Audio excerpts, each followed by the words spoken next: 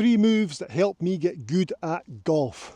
I'm going to explain the 3 moves that made me good at golf. The third move is the most important of them all. That got me to scratch. And the reason I'm sharing these 3 moves with you guys is because I want to get you guys even better at golf than you already are. If you're new to the channel, welcome. My name's Steve Johnson. I'm a PGA professional. For those of you returning to the channel, thank you very much for coming back. Let's get better at golf, shall we? So the first move that got me good at golf was the number 1 imperative of the golf swing, and that is the flat left wrist. So a flat lead wrist in the golf swing. What does that mean? The back of the left wrist is flat in relation to your forearm.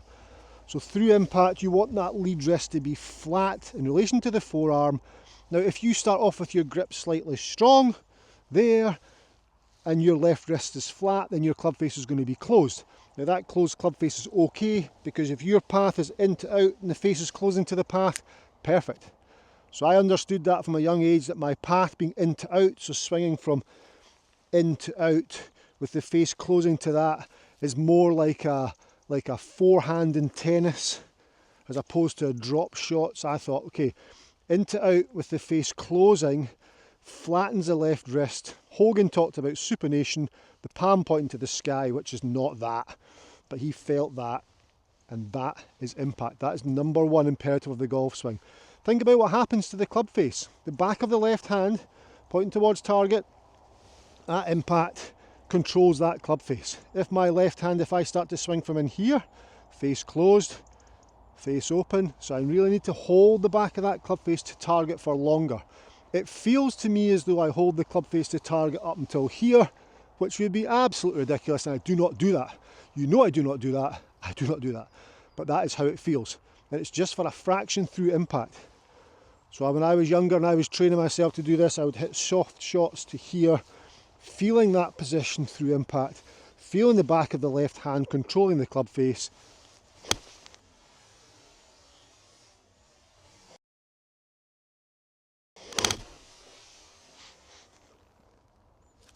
Ball turf, compression, back of left hand and club face married up to get that flat lead wrist, the number 1 imperative of the golf swing. Now, number 2, it's just as important. Number 2 is getting the body to work for momentum and compression.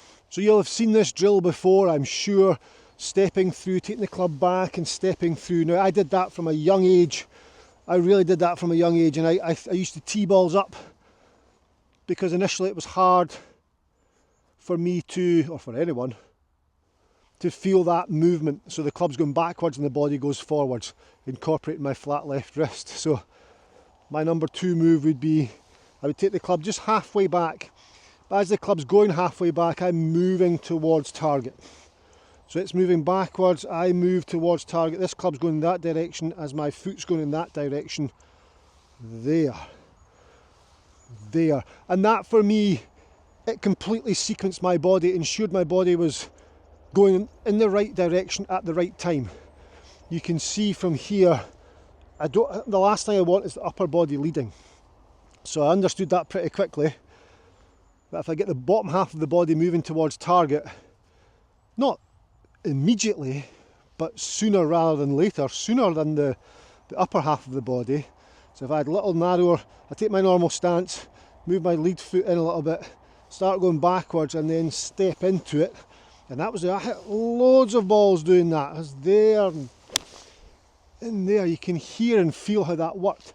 And of course that got my body through the shot. It enabled me there to ensure that my body got through the shot, so then I was able to sequence the downswing. And then over time, I would be able to do it off the grass. I'd get to there and my body would work. I wouldn't step in over time because I'd educated myself. But you'll see here how my lead hip starts the downswing into there, and then everything follows after that.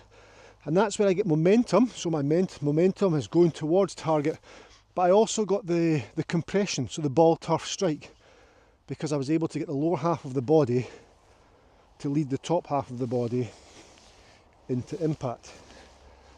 There.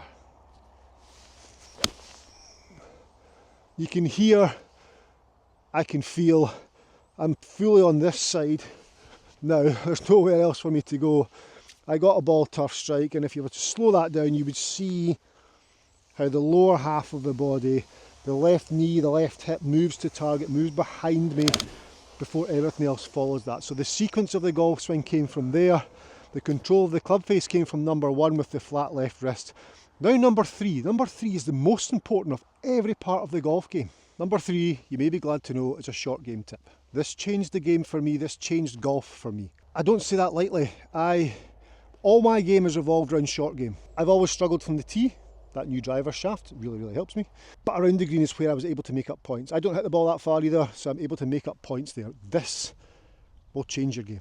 My golf ball here is 1, 2, 3 yards from the green and another 22. 3 yards from the green, another 22 paces to get to the hole. That is a 25 pace shot. The 25 paces I'm not bothered about. The 1, 2, 3, let's call it 4. The 4 yards, let's put some tees here. The 4 yards is what I'm bothered about. So 4 yards to me is 12 feet. Now, I've got a 7-iron out here. I'm going to keep the ball low and run it up. The tip I was given as a junior golfer, yes, as a junior golfer, I was going to say a youth, but it was junior golfer, was to address the ball relevant to the distance of shot you're trying to play.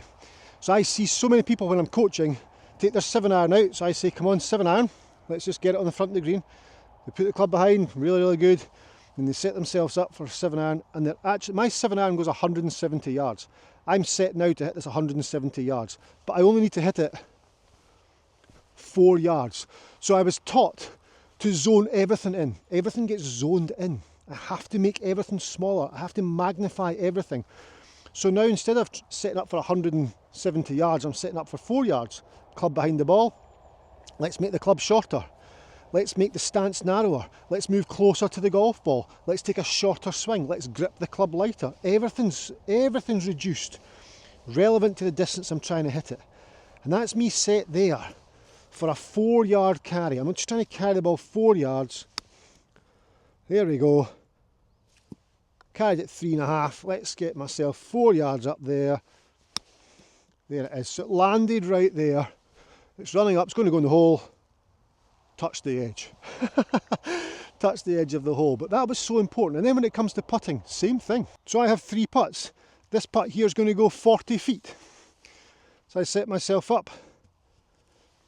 40-foot putt.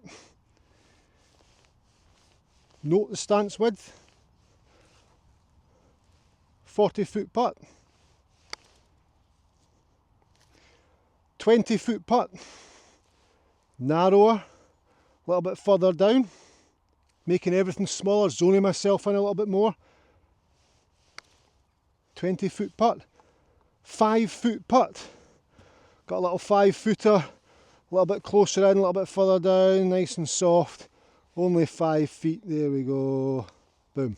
Everything zoned in relevant to the distance of the putt. 1, 2, 3, 4, 5, 6, 7, 8, 9, 10, 11, 12. 36-foot putt. I've left myself 36 feet from the hole.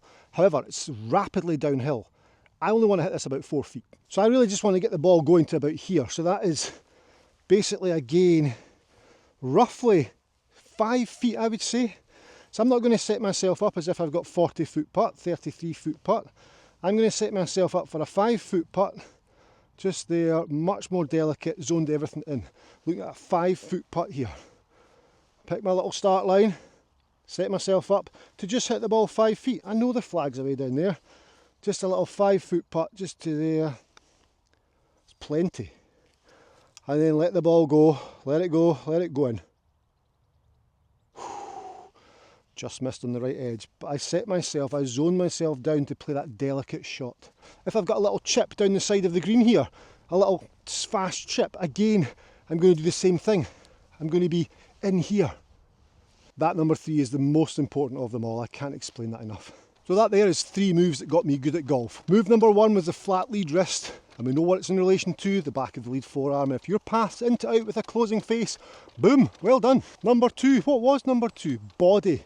to get momentum and compression. If you can feel that little drill, you are flying, absolutely flying, because you've got the body to work, you have synchronized the swing correctly, so the sequence is bang on. And number 3, of course, number 3 comes to short game, zoning it in, setting yourself relevant to the length of shot you're trying to play. If you've got a 40-foot chip, but you're only carrying the ball 4 feet, set yourself for the 4-foot shot. Don't set yourself for a 160-yard shot. That's not going to get you anywhere. Guys, thank you very much. Please subscribe to the channel. 71% of the people who watch my video content do not subscribe to the channel. Why is that? Please just click that subscribe button right now. That would really help me out. And I'll see you in my next video. Bye-bye.